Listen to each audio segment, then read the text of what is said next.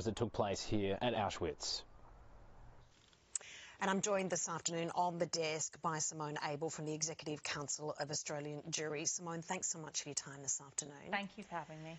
A very special commemoration, a painful but important day to mark in Auschwitz. We just saw those pictures there. Why is the day so important? For Jewish communities globally, this is a day to recognise how quickly violent words and hateful deeds can descend into action. And you know, these were supposedly civilised societies. There were good people living there, but unfortunately it didn't prevent a mass slaughter, a death machine that killed 6 million Jewish people. So we know we need to be aware of that, and we need to guard against hatred in our societies before it ever comes to that again. We've seen this really concerning rise in anti-Semitism and this far-right hatred, not just here in Australia, but right around the world. Many of us would never think this was ever possible, considering what has happened in history. Why do you think this is happening now?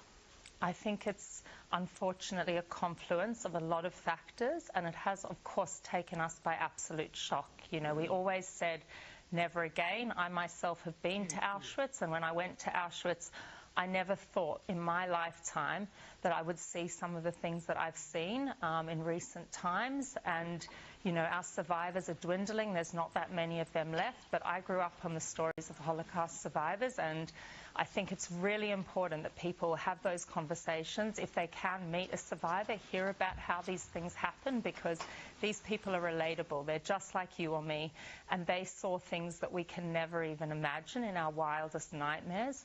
And I think it's happening because, unfortunately, we're in a time of unparalleled opportunities to spread disinformation, misinformation online, and hatred is always focused on scapegoats. It's always focused on vulnerable minorities, and that's exactly what's happening today. It's focused on the Jewish community. Simone, on that point, how much do you think online and internet is playing into this misinformation? Because there is the algorithm issue.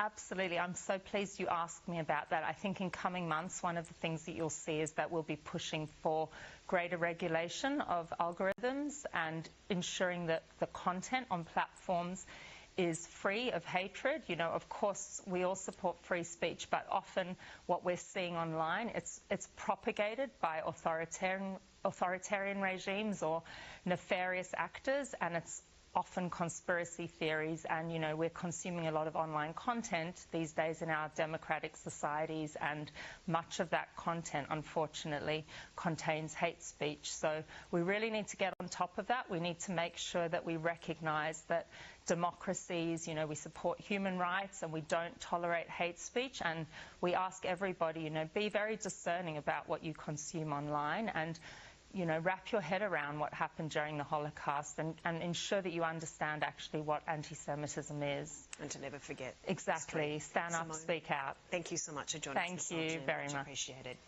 Stay with us. Next, we'll cross to the scene of that underworld execution. Also, return